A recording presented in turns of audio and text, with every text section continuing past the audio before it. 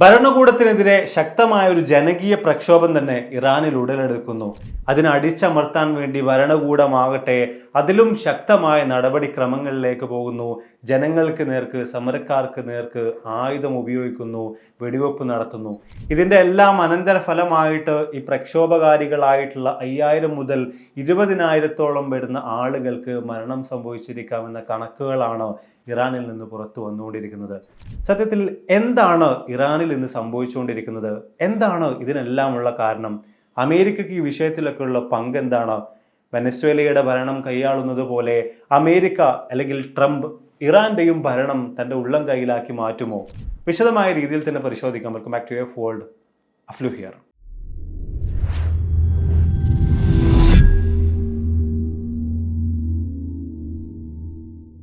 വീഡിയോയിലേക്ക് പോകുന്നതിന് മുമ്പ് ചെറിയൊരു കാര്യം. സ്റ്റോക്ക് മാർക്കറ്റിലൂടെ ഇൻവെസ്റ്റ് ചെയ്തും ട്രേഡ് ചെയ്തും ഒക്കെ ധാരാളം പണം സമ്പാദിക്കാമെന്ന കാര്യത്തെക്കുറിച്ച് തീർച്ചയായിട്ടും നിങ്ങളും കേട്ട് കാണും. പക്ഷേ എവിടെ തുടങ്ങണമെന്നൊരു ഐഡിയ ആയിരിക്കും എല്ലാവർക്കും ഇല്ലാത്തത്. അതുകൊണ്ട് തന്നെയാണ് ഞാൻ നിങ്ങൾക്ക് മാർക്കറ്റ് വോൾഫ് ആപ്പ് സജസ്റ്റ് ചെയ്യുന്നത്. ഇന്ത്യയിൽ ഏറ്റവും വേഗത്തിൽ വളർന്നുകൊണ്ടിരിക്കുന്ന സെബി രജിസ്റ്റേർഡ് ആയിട്ടുള്ള ആപ്പാണ് മാർക്കറ്റ് വോൾഫ് എന്ന് പറയുന്നത്. ഇതിൽ എവിടെ ഇൻവെസ്റ്റ് ചെയ്യണമെന്ന് ഓരോ ദിവസവും അനലിസ്റ്റുകൾ നിങ്ങൾക്ക് പറഞ്ഞു തരും, അതും ഫ്രീ ആയിട്ട്. ഇൻവെസ്റ്റിങ്ങിന് എന്തുകൊണ്ടാണ് ഈ ആപ്പ് മികച്ചതാകുന്നത് എന്ന കാര്യത്തെക്കുറിച്ച് ഞാൻ കാണിച്ചു തരാം. മാർക്കറ്റ് വോൾഫ് ആപ്പിലേക്ക് ലോഗിൻ ചെയ്ത് കഴിഞ്ഞാൽ അവിടെ നിങ്ങൾക്ക് ഫോളോ ട്രെൻഡ് എന്ന് പറയുന്ന ഒരു ഫീച്ചർ കാണാൻ സാധിക്കും. ഇതെടുത്തു കഴിഞ്ഞാൽ മാർക്കറ്റിലെ പ്രോഫിറ്റബിൾ ട്രെൻഡ്സ് എല്ലാം തന്നെ നിങ്ങൾക്ക് അവിടെ കാണാൻ സാധിക്കും. ഒറ്റ ക്ലിക്കിൽ തന്നെ നിങ്ങൾക്കും അത് ഫോളോ ചെയ്യാനും ഇതുപോലെ ഓർഡർ പ്ലേസ് ചെയ്യാനും സാധിക്കുന്നതായിരിക്കും. വളരെ ചെറിയ ഇൻവെസ്റ്റ്മെന്റിൽ തന്നെ നിങ്ങൾക്ക് ഇവിടെ ട്രേഡിംഗ് ആരംഭിക്കാം. ഇനി വലിയ നഷ്ടം സംഭവിക്കുമോ എന്നും ഇവിടെ പേടിക്കേണ്ടതില്ല. അതിനായിട്ട് ഇവിടെ ഒരു ഇൻബിൽഡ് സ്റ്റോപ്പ് ലോസ് ഫീച്ചർ കൂടെയുണ്ട്. നിങ്ങളുടെ ട്രേഡ് ഒരു നിശ്ചിത ലോസ് ലെവൽ എത്തുമ്പോൾ ഓട്ടോമാറ്റിക്കലി ആ ട്രേഡ് ക്ലോസ് ആകുന്നതായിരിക്കും. ഇതിലൂടെ വലിയ സാമ്പത്തിക നഷ്ടം ഉണ്ടാകുന്നത് തടയാൻ സാധിക്കും. മാത്രമല്ല കമ്പാരിറ്റീവ്ലി ബ്രോക്കറേജും ഇവിടെ വളരെ കുറവാണ്. ഇനി പ്രോഫിറ്റ് ട്രെൻഡിനനുസരിച്ച് നീങ്ങുന്ന ഈ ട്രേഡ് വളരെ എളുപ്പത്തിൽ തന്നെ നമുക്ക് ക്ലോസ് ചെയ്യാം. ഇവിടെ നമ്മൾ പ്രോഫിറ്റ് ബുക്ക് ചെയ്തിട്ടുള്ളത് നിങ്ങൾക്ക് കാണാൻ സാധിക്കും. ഇതെല്ലാം തന്നെ വെറും 99 രൂപ എന്ന ലൈഫ് ടൈം ഫീല് നിങ്ങൾക്ക് ചെയ്യാൻ സാധിക്കുന്നതാണ്. മാത്രമല്ല ഈ ഒരു ആപ്പിലൂടെ നിങ്ങൾക്ക് കമ്മോഡിറ്റീസും ട്രേഡ് ചെയ്യാം. രാവിലെ 9 മണി മുതൽ 12 മണി വരെ കാര്യങ്ങളൊക്കെ തന്നെ നിങ്ങൾക്ക് ചെയ്യാൻ സാധിക്കുന്നുണ്ട്. ഇതൊന്നും കൂടാതെ ഫ്രീ ആയിട്ടുള്ള ട്രേഡ് റെക്കമെൻഡേഷൻസ് കൂടെ മാർക്കറ്റ് വോൾഫ് നിങ്ങൾക്കായിട്ട് പ്രൊവൈഡ് ചെയ്യുന്നുണ്ട്. നിങ്ങളിപ്പോൾ കണ്ടുകൊണ്ടിരിക്കുന്നത് കഴിഞ്ഞ മാസങ്ങളിലെ ചില ദിവസങ്ങളിൽ യൂസേഴ്സ് ബുക്ക് ചെയ്തിട്ടുള്ള അവരുടെ പ്രോഫിറ്റ് ആണ്. ഈ പ്രോഫിറ്റിൽ ഒന്നും തന്നെ മാർക്കറ്റ് വോൾഫ് യാതൊരു വിധത്തിലുള്ള കമ്മീഷനും എടുക്കുന്നില്ല. ഓൾറെഡി 2 മില്യണിലധികം ആളുകൾ മാർക്കറ്റ് വോൾഫ് ആപ്പ് ഡൗൺലോഡ് ചെയ്ത് കഴിഞ്ഞു. ഡൗൺലോഡ് ചെയ്യാനുള്ള ലിങ്കും മറ്റു കാര്യങ്ങളൊക്കെ താഴെ ഡിസ്ക്രിപ്ഷനിലും കമന്റ് ബോക്സിലും ഒക്കെ നൽകിയിട്ടുണ്ട്. തീർച്ചയായിട്ടും ഇപ്പോൾ തന്നെ ട്രൈ ചെയ്ത് നോക്കൂ. വീഡിയോയിലേക്ക് പോകാം. കടുത്ത രാഷ്ട്രീയ സാമ്പത്തിക പ്രതിസന്ധികളിലൂടെയാണ് ഇറാൻ എന്ന് പറയുന്ന രാജ്യം ഇന്ന് കടന്നുപോയിക്കൊണ്ടിരിക്കുന്നത്. നമ്മളിന്ന് കണ്ടുകൊണ്ടിരിക്കുന്ന പ്രക്ഷോഭങ്ങളുടെ, പ്രൊട്ടസ്റ്റുകളുടെ പിന്നാമ്പുറം അന്വേഷിച്ചു പോകുമ്പോൾ അതിന് ഇന്നോ ഇന്നലെയോ തുടങ്ങിയ കാരണങ്ങളല്ല, വർഷങ്ങൾ നീണ്ട ഒട്ടനവധി കാരണങ്ങളാണ് ഈ ജനങ്ങളെല്ലാം ഒരുപോലെ തന്നെ ഭരണകൂടത്തിനെതിരെ തിരിയാൻ പ്രേരിപ്പിച്ചത് എന്ന കാര്യത്തെക്കുറിച്ച് വ്യക്തമായി തന്നെ നമുക്കവിടെ നോക്കി കാണാൻ സാധിക്കുന്നുണ്ട്. 2025 തന്നെ രാഷ്ട്രീയ നിരീക്ഷകരൊക്കെ തന്നെയും രാജ്യം ഒരു ബോയിലിംഗ് പോയിന്റിലേക്ക് അടുത്തുകൊണ്ടിരിക്കുകയാണെന്ന മുന്നറിയിപ്പ് നൽകിയിട്ടുണ്ടായിരുന്നു. അതായത് ഒരു തീപ്പൊരി വീണ് കഴിഞ്ഞാൽ പിന്നീട് അത് കാട്ടുതീ ആളിപ്പടരുമെന്ന മുന്നറിയിപ്പുകൾ ഓൾറെഡി ഇറാൻ ഭരണകൂടത്തിന് ലഭിച്ചിട്ടുണ്ടായിരുന്നു. ഇനി നിലവിൽ ഈ പ്രക്ഷോഭങ്ങളൊക്കെ തന്നെയും എവിടെ നിന്നാണ് പൊട്ടിപ്പുറപ്പെട്ടതെന്ന കാര്യത്തെക്കുറിച്ച് നോക്കുകയാണെങ്കിൽ ടെഹ്റാനിലെ ഗ്രാൻഡ് ബസാറിലെ വ്യാപാരികൾ കറൻസി മൂല്യത്തകർച്ചയും വിലകയറ്റത്തിനും ഒക്കെ എതിരെയായിട്ട് പ്രതിഷേധിച്ചുകൊണ്ട് നടത്തിയിട്ടുള്ള ഒരു പ്രകടനം അതായിരുന്നു എല്ലാത്തിൻ്റെയും തുടക്കം. പിന്നീട് ഇത് വിദ്യാർത്ഥികളും പൊതുജനങ്ങളും ഒരുപോലെ തന്നെ ഏറ്റെടുക്കുന്നുണ്ട്. അതോടുകൂടിയിട്ട് ചില വംശീയ വിഭാഗങ്ങളൊക്കെ തന്നെയും ഈ ഒരു പ്രക്ഷോഭത്തിന്റെ ഭാഗമായിട്ട് പങ്കുചേരാനായിട്ട് മുന്നോട്ടേക്ക് വരുന്നുണ്ട്. അങ്ങനെ എല്ലാത്തിനും ഒടുവിൽ ഇറാൻ ഇന്നേ വരെ കണ്ടതിൽ വെച്ച് ഏറ്റവും വലിയൊരു രാഷ്ട്രീയ മുന്നേറ്റമായിട്ട് തന്നെ ഇത് മാറി വരുന്ന കാഴ്ചകളാണ് പിന്നീട് അവിടെ നോക്കിക്കാണാൻ സാധിച്ചത്. അക്ഷരാർത്ഥത്തിൽ ഇറാൻ ഭരണകൂടത്തെ പോലും ഒന്ന് പിടിച്ചു കുലുക്കുന്ന രീതിയിലേക്കാണ് ഈ പ്രക്ഷോഭം ഏറ്റവും ഒടുവിൽ ചെന്നെത്തിയിട്ടുണ്ടായിരുന്നത്. പക്ഷേ ഭരണകൂടം ഈ പ്രക്ഷോഭകാരികൾക്കെതിരെയും അതിശക്തമായ രീതിയിലുള്ള നടപടികൾ തന്നെയാണ് സ്വീകരിച്ചിട്ടുണ്ടായിരുന്നത്.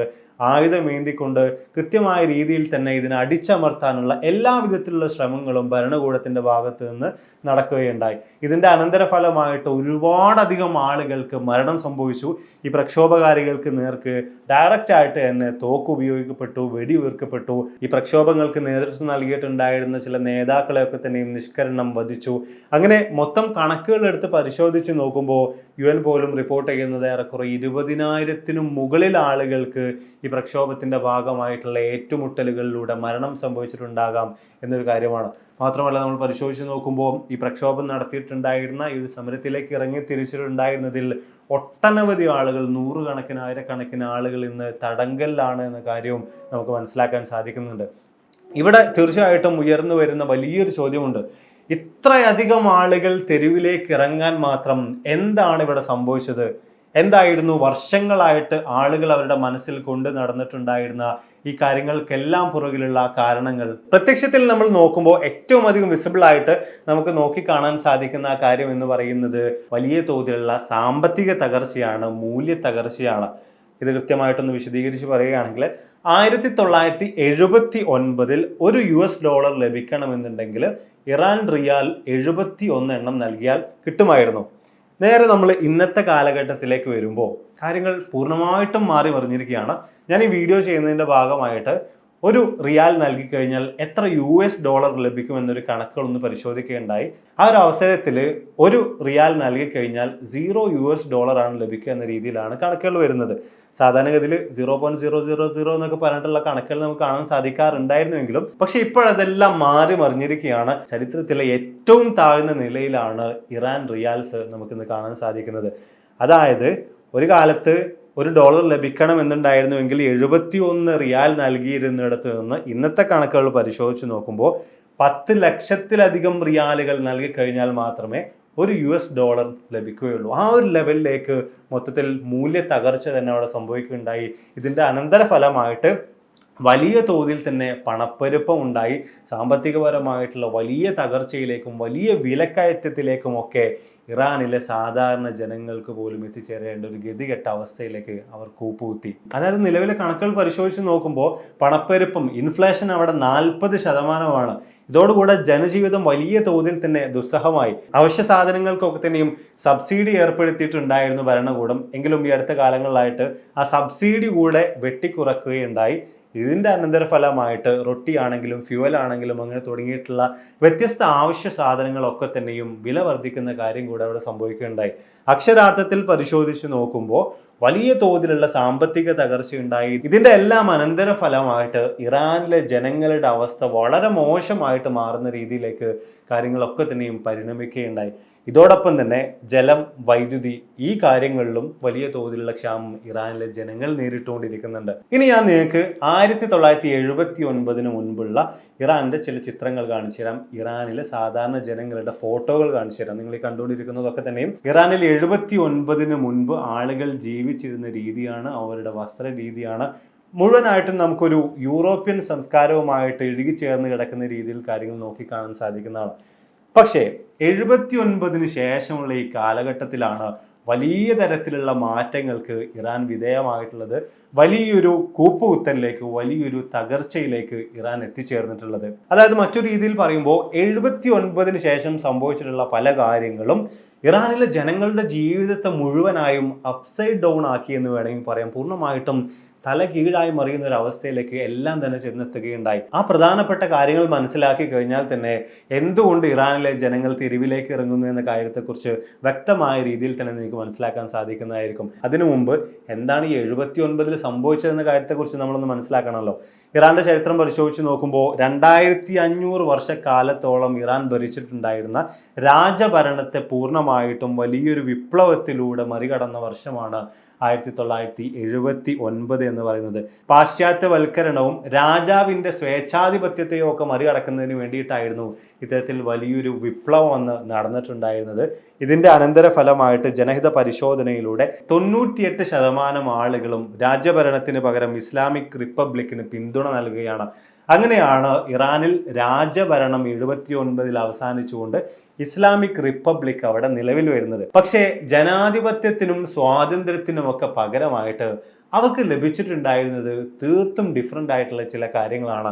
അവരുടെ ജീവിതത്തെ തന്നെ മാറ്റിമറിക്കുന്ന രീതിയിലേക്ക് ആ കാര്യങ്ങൾ മാറി വരികയുണ്ടായി. ആ കൂട്ടത്തിൽ ഒന്നാമതായിട്ട് നമുക്ക് കാണാൻ സാധിക്കുന്നത് മതപരമായ ഭരണവുമായി ബന്ധപ്പെട്ടുകൊണ്ടാണ്. ഒരു കാലത്ത് സ്വേച്ഛാധിപതിയായിട്ടുള്ള രാജാവായിരുന്നു ഉണ്ടായിരുന്നതെങ്കിൽ കർശനമായ മതപരമായ നിയന്ത്രണങ്ങൾ നടപ്പിലാക്കപ്പെട്ടുകൊണ്ട് പരമോന്നത നേതാവായിട്ടുള്ള ആയത്തുള്ളമാരെ കേന്ദ്രീകരിച്ചുകൊണ്ടുള്ള ഭരണമാണ് പിന്നീട് ഇസ്ലാമിക് റിപ്പബ്ലിക് എന്ന് പറഞ്ഞുകൊണ്ട് അവിടെ നടപ്പിലാക്കപ്പെട്ടത്. അതായത് സ്വേച്ഛാധിപതിയെ മാറ്റിക്കൊണ്ട് മറ്റൊരു സ്വേച്ഛാധിപതിയെ റിപ്പബ്ലിക് എന്ന് പറഞ്ഞുകൊണ്ട് പ്ലേസ് ചെയ്യുന്ന രീതിയിലേക്ക് കാര്യങ്ങൾ അവിടെ മാറി വന്നു എന്ന് ചുരുക്കം. രണ്ടാമത്തെ വലിയൊരു മാറ്റം എന്ന് പറയുന്നത് അത് നിയമവ്യവസ്ഥകളുമായി ബന്ധപ്പെട്ടതാണ്. എൻറ്റയർ നിയമങ്ങൾ മാറ്റിമറിച്ചുകൊണ്ട് ഇസ്ലാമികപരമായിട്ടുള്ള ശരിയപരമായിട്ടുള്ള നിയമങ്ങൾ നടപ്പിലാക്കപ്പെട്ടു. ഇതിൻ്റെ അടിസ്ഥാനത്തിൽ തന്നെ ചാട്ടവാറടി, പരസ്യമായിട്ടുള്ള വധശിക്ഷ പോലുള്ള കാര്യങ്ങളൊക്കെ തന്നെയും അവിടെ കൊണ്ടുവരപ്പെട്ടു. മൂന്നാമത്തെ ജനങ്ങളുടെ ജീവിതത്തിൽ വന്ന വലിയൊരു മാറ്റം എന്ന് പറയുന്നത്, പ്രത്യേകിച്ച് സ്ത്രീകളുടെ കാര്യത്തിൽ വന്ന വലിയൊരു മാറ്റം എന്ന് പറയുന്നത് 79 മുമ്പുണ്ടായിരുന്ന അവരുടെ പല അവകാശങ്ങളും പൂർണ്ണമായിട്ടും ഹനിക്കപ്പെട്ടു, പൂർണ്ണമായിട്ടും എടുത്തു കളയപ്പെട്ടു. അവരുടെ വിവാഹപ്രായത്തിൽ പോലും വലിയ രീതിയിലുള്ള ഡ്രാസ്റ്റിക്കൽ ചേഞ്ചുകൾ അവിടെ കൊണ്ടുവരപ്പെട്ടു. 18 വയസ്സായിരുന്നു 79 മുൻപുണ്ടായിരുന്ന വിവാഹപ്രായമെങ്കിൽ അതിനുശേഷം പിന്നീട് അത് 9 ഏറ്റവും ഒടുവിൽ ഇപ്പോൾ 13 ഒക്കെ മാറ്റിമറിക്കപ്പെട്ടു. നാലാമത്തെ ഒരു കാര്യം, സ്ത്രീകൾക്ക് അവിടെ നിർബന്ധിത ഹിജാബ് വന്നു എന്നൊരു കാര്യമാണ്. 79 മുൻപുണ്ടായിരുന്ന സ്ത്രീകളുടെയും ഇറാനിലെ ജനങ്ങളുടെയും ഒക്കെ ചിത്രങ്ങൾ മുമ്പ് നിങ്ങൾ കണ്ടല്ലോ. അതിലെത്രയധികം അടിച്ചു പൊളിച്ച് നടന്നിട്ടുണ്ടായിരുന്ന ഒരു യൂറോപ്യൻ കൾച്ചറൊക്കെ ഫോളോ ചെയ്ത് വന്നിട്ടുണ്ടായിരുന്ന വെസ്റ്റേൺ ഡ്രസ്സുകളൊക്കെ തന്നെയും ധരിച്ചിട്ടുണ്ടായിരുന്ന സ്ത്രീകളൊക്കെ തന്നെയും എൻറ്റയർലി അവരുടെ വസ്ത്രധാരണ പൂർണ്ണമായിട്ടും മാറ്റേണ്ട ഒരു അവസ്ഥയിലേക്ക്, നിർബന്ധമായും മാറ്റേണ്ട ഒരു അവസ്ഥയിലേക്ക് എത്തപ്പെട്ടു. മാത്രവുമല്ല, ഇതിവർ കൃത്യമായിട്ട് പാലിക്കുന്നുണ്ടോ എന്ന് നോക്കുന്നതിന് വേണ്ടിയിട്ട് ഭരണകൂടം മോറൽ പോലീസിനെ പോലും ജനങ്ങളുടെ ഇടയിലേക്ക് ഇറക്കി വിട്ടു. അതായത് ജനങ്ങളുടെ പേഴ്സണൽ ലൈഫിലേക്ക് പോലും ആളുകൾ നുഴഞ്ഞു കയറുന്ന ഒരു അവസ്ഥയിലേക്ക് കാര്യങ്ങളൊക്കെ തന്നെയും അവിടെ ചെന്നെത്തപ്പെട്ടു. അഞ്ചാമതായിട്ട് വന്ന ഏറ്റവും വലിയൊരു മാറ്റം വിദ്യാഭ്യാസ മേഖലയിലാണ്. പ്രത്യേകിച്ച് അവിടെ പാശ്ചാത്യ സംസ്കാരത്തെയൊക്കെ തന്നെയും തുടച്ചു നീക്കുക എന്ന് പറഞ്ഞുകൊണ്ട് പല സർവകലാശാലകളും പല യൂണിവേഴ്സിറ്റികളും പൂർണ്ണമായിട്ടും അടച്ചുപൂട്ടപ്പെട്ടു. മതപരമായിട്ടുള്ള ഒരുപാടധികം കാര്യങ്ങൾ ഈ വിദ്യാഭ്യാസത്തിൻ്റെ ഭാഗമായിട്ട് കൊണ്ടുവരപ്പെട്ടു. പാഠ്യപദ്ധതികളിൽ വലിയ തോതിൽ മതപരമായിട്ടുള്ള മാറ്റങ്ങൾ കൊണ്ടുവരപ്പെട്ടു. മാത്രമല്ല, ആറാമതായി വന്ന ഏറ്റവും വലിയൊരു മാറ്റം, ജനങ്ങളുടെ ജീവിതത്തെ ഏറ്റവും അധികം ദുസ്സഹമാക്കി എന്ന് മാറ്റിയിട്ടുള്ള ആ മാറ്റം വിദേശ നയവുമായി ബന്ധപ്പെട്ടുകൊണ്ടാണ്. അമേരിക്കയുമായിട്ടുള്ള ബന്ധങ്ങൾ പൂർണ്ണമായിട്ടും ഇറാൻ വിച്ഛേദിക്കുകയും ഇസ്രായേലിനെ വലിയൊരു ശത്രുവായി കണ്ടുകൊണ്ട് ഇസ്രായേലിൻ്റെ തകർച്ചയ്ക്ക് വേണ്ടിയുള്ള പരമാവധി കാര്യങ്ങൾ ചെയ്യാൻ വേണ്ടി മുന്നിട്ടിറങ്ങുകയും ചെയ്തു. ഈ രണ്ട് കാര്യങ്ങൾ ഒരുമിച്ച് വന്നതോടുകൂടെ ഇത് ഏറ്റവും അധികം ദോഷകരമായിട്ട് മാറിയിട്ടുള്ളത് ജനങ്ങളെ തന്നെയായിരുന്നു. അത് ഇറാൻ ഇസ്രായേൽ യുദ്ധവുമായി ബന്ധപ്പെട്ടുകൊണ്ടുള്ള വ്യത്യസ്ത ആക്രമണങ്ങളിൽ വലിയ തോതിൽ തന്നെ ഇറാനിലെ ജനങ്ങൾക്ക് പരിക്കുകൾ സംഭവിക്കുന്നതും മരണങ്ങൾ സംഭവിക്കുന്നതും ഒരു കാരണമാണ്. അതോടൊപ്പം അമേരിക്കയുമായിട്ടുള്ള ബന്ധങ്ങൾ വിച്ഛേദിച്ചതോടു കൂടിയിട്ട് സാമ്പത്തികപരമായിട്ടും വലിയ തകർച്ചയിലേക്ക് ഇറാൻ കൂപ്പുകുത്തപ്പെട്ടു. അടുത്തൊരു വലിയ മാറ്റം എന്ന് പറയുന്നത് രാഷ്ട്രീയ സ്വാതന്ത്ര്യം തന്നെ ഇല്ലാതെയായി. പ്രതിപക്ഷ പാർട്ടികൾ പോലും പൂർണ്ണമായിട്ടും നിരോധിക്കപ്പെട്ടു എന്ന് പറയുന്ന കാര്യമാണ്. ഇവിടെ നമ്മൾ പരിശോധിക്കുമ്പോൾ രാജ്യഭരണത്തെ മറികടന്നുകൊണ്ടൊരു റിപ്പബ്ലിക് ഭരണം അവിടെ വന്നുവെങ്കിൽ പോലും പിന്നീട് അത് പതിയെ സ്വേച്ഛാധിപത്യ ഭരണത്തിലേക്ക് എത്തുന്ന ജനാധിപത്യത്തിനെതിരായിട്ടുള്ള ഒരുപാടധികം കാര്യങ്ങളാണ് പിന്നീട് ഇറാനിൽ സംഭവിച്ചത്. ഇതിൻ്റെ ഒക്കെ അനന്തരഫലമായിട്ട് ഏറ്റവും വലിയ തോതിൽ തന്നെ ഇറാനിൽ സംഭവിച്ച ഒരു കാര്യം, വലിയ തോതിൽ തന്നെയുള്ള ബ്രെയിൻ ഡ്രെയിൻ സംഭവിച്ചു എന്നതാണ്. അതായത് ലക്ഷക്കണക്കിന് വരുന്ന ആളുകൾ ഇറാൻ വിട്ട് മറ്റു പല രാജ്യങ്ങളിലേക്കും കുടിയേറുന്ന ഒരു അവസ്ഥ കൂടെ അവിടെ സംഭവിച്ചു. മാത്രമല്ല, ഇനി കലയുടെ കാര്യത്തിൽ നോക്കുകയാണെങ്കിൽ അവിടെയും ഒരുപാടധികം നിയന്ത്രണങ്ങൾ നമുക്ക് നോക്കി കാണാൻ സാധിക്കുന്നുണ്ട്. അതായത് മൊത്തത്തിൽ എല്ലാം കൂടെ ഒന്ന് ചേർത്ത് വായിച്ചു നോക്കുമ്പോൾ നിങ്ങൾക്ക് തന്നെ ഇപ്പോൾ കൃത്യമായിട്ട് മനസ്സിലാകുന്നുണ്ടാവും എന്തുകൊണ്ട് ഇറാനിലെ ജനങ്ങൾ തെരുവിലേക്ക് ഇറങ്ങി ഭരണകൂടത്തിനെതിരെ തിരിഞ്ഞു എന്ന കാര്യങ്ങളെക്കുറിച്ചൊക്കെ. അതായത് വളരെ മോശം അവസ്ഥയിലൂടെ തന്നെയാണ് ഇറാനിലെ ജനങ്ങൾ ഇന്ന് കടന്നുപോയിക്കൊണ്ടിരിക്കുന്നത്. ഇവിടെ നമ്മൾ ഈ പ്രക്ഷോഭത്തിന്റെ കാര്യത്തിൽ പ്രത്യേകം എടുത്തു പറഞ്ഞൊരു കാര്യമാണ്, വിദ്യാർത്ഥികൾ വലിയ തോതിൽ തന്നെ ഈ പ്രക്ഷോഭത്തിലേക്ക് ഇറങ്ങി തിരിച്ചു എന്ന് പറഞ്ഞൊരു കാര്യം. അവരെ സംബന്ധിച്ചിടത്തോളം അവരൊക്കെ തന്നെയും ടെക്നോളജിയിൽ വളരെയധികം അപ്ഡേറ്റഡ് ആണ്. ലോകത്ത് എന്താണ് സംഭവിക്കുന്നത് എന്ന കാര്യത്തെക്കുറിച്ച് വ്യക്തമായിട്ടുള്ള ധാരണകൾ അവർക്കുണ്ട്, വിദ്യാഭ്യാസമുണ്ട്. ഇങ്ങനെയുള്ള ഈ പുതിയ തലമുറയിലുള്ള ആളുകൾക്ക് ഇത്തരത്തിലുള്ള കർശനമായിട്ടുള്ള നിയമങ്ങൾ വരുമ്പോൾ അതിനെ സഹിച്ച് മുന്നോട്ടേക്ക് പോകാൻ കഴിയാത്തൊരവസ്ഥ തന്നെയാണ് അവിടെ സംഭവിക്കുന്നത്. ഇപ്പോൾ ബംഗ്ലാദേശ് ഉൾപ്പെടെയുള്ള പല രാജ്യങ്ങളിലും നമുക്ക് നോക്കി കാണാൻ സാധിച്ചിട്ടുണ്ടായിരുന്നതും ഇത്തരം ചില കാര്യങ്ങൾ തന്നെയാണ്. വലിയ തോതിൽ യങ്സ്റ്റേഴ്സ് തെരുവിലേക്ക് ഇറങ്ങുന്ന കാഴ്ചകൾ അവിടെയൊക്കെ നമുക്ക് നോക്കി കാണാൻ സാധിച്ചിട്ടുണ്ടായിരുന്നു. ഇനി ഈ പറഞ്ഞ കാര്യങ്ങൾക്കെല്ലാം അപ്പുറത്തേക്ക് മറ്റെന്തെങ്കിലും കാര്യങ്ങൾ കൂടെ ഈ പ്രക്ഷോഭങ്ങൾക്ക് പുറകിലുണ്ടോ എന്ന കാര്യത്തെക്കുറിച്ച് നമ്മളൊന്ന് സൂക്ഷ്മമായിട്ട് പരിശോധിക്കുമ്പോൾ തീർച്ചയായിട്ടും അമേരിക്കയുടെ ഇടപെടലുകൾ നമുക്ക് അവിടെ നോക്കി കാണാൻ സാധിക്കുന്നുണ്ട്. ഒരു ചൊല്ലുണ്ട്, വെടക്കാക്കി തനിക്കാക്കുക എന്ന് പറയുന്നത്. അമേരിക്ക പലപ്പോഴും ചെയ്യുന്ന ഒരു കാര്യവും അത് തന്നെയാണ്. തങ്ങൾക്കെതിരെ തിരിയുന്ന ഭരണകൂടങ്ങളെ ജനങ്ങൾക്കിടയിൽ നിന്ന് തന്നെ വലിയ തോതിലുള്ള ജനകീയ പ്രക്ഷോഭങ്ങളിലൂടെ താഴെ ഇറക്കുന്ന ഒരു സ്ട്രാറ്റജി. പല രാജ്യങ്ങളുടെ കാര്യത്തിൽ നമുക്കത് മുൻപേയും ഒക്കെ തന്നെയും ചരിത്രം പരിശോധിച്ച് നോക്കുമ്പോൾ കാണാൻ സാധിക്കുന്നുണ്ട്. ഇവിടെ ഇറാനെതിരെ ഒരു മാക്സിമം പ്രഷർ നയം തന്നെയാണ് അമേരിക്ക സ്വീകരിച്ചിട്ടുള്ളത്. ആരൊക്കെ ഇറാനെ സഹായിക്കാൻ വേണ്ടി മുന്നിട്ടിറങ്ങുന്നോ അവരെയൊക്കെ തന്നെയും സമ്മർദ്ദത്തിലാക്കുന്ന, ബന്ധങ്ങൾ വിച്ഛേദിക്കാൻ വേണ്ടി പ്രേരിപ്പിക്കുന്ന, ഉപരോധങ്ങൾ ഏർപ്പെടുത്തുന്ന ഒരു നയമാണ് അമേരിക്ക ഇവിടെ ഒക്കെ സ്വീകരിക്കുന്നത്. ഇതും വലിയ തോതിൽ തന്നെ ഈ പറഞ്ഞ പ്രക്ഷോഭങ്ങളൊക്കെ തന്നെയും ആളിക്കത്താനും ഒരു തരത്തിലല്ലെങ്കിൽ മറ്റൊരു തരത്തിൽ സഹായകമായിട്ട് മാറുന്നുണ്ട്. അപ്പം എന്തായാലും നമ്മൾ വീഡിയോസോടെ വൈൻഡപ്പ് ചെയ്യാണ്. വളരെ കൃത്യമായിട്ട് എന്താണ് ഇറാനിലെ ജനങ്ങളുടെ അവസ്ഥ, 79 ശേഷം എന്തെല്ലാം വലിയ മാറ്റങ്ങളാണ് ജനങ്ങളുടെ ജീവിതത്തിൽ വന്നിട്ടുള്ളത്, എന്തുകൊണ്ടാണ് ഈ പ്രക്ഷോഭത്തിലേക്ക് അവർ ഇറങ്ങി തിരിച്ചത് എന്ന കാര്യങ്ങളെക്കുറിച്ചൊക്കെ തന്നെയും വളരെ വ്യക്തമായി തന്നെ നിങ്ങൾക്ക് വീഡിയോയിലൂടെ മനസ്സിലാക്കാൻ സാധിച്ചുവാണെന്ന് വിചാരിക്കുന്നു. വീഡിയോയുടെ തുടക്കത്തിൽ പറഞ്ഞ മാർക്കറ്റ് വോൾഫ് ആപ്പിൻ്റെ കാര്യം മറക്കണ്ട. ഓൾറെഡി 2 മില്യണിലധികം ഡൗൺലോഡ്സ് അവർക്കുണ്ട്. ഡൗൺലോഡ് ചെയ്യാനുള്ള ലിങ്കും മറ്റു കാര്യങ്ങളൊക്കെ ഡിസ്ക്രിപ്ഷനിലും കമൻറ്റ് ബോക്സിലൊക്കെ നൽകിയിട്ടുണ്ട്. അപ്പോൾ ഇതിലും നല്ല ഒരുപാടധികം വീഡിയോസുകളുമായി കണ്ടുവിട്ടാവുന്ന പ്രതീക്ഷയോടെ ബൈ.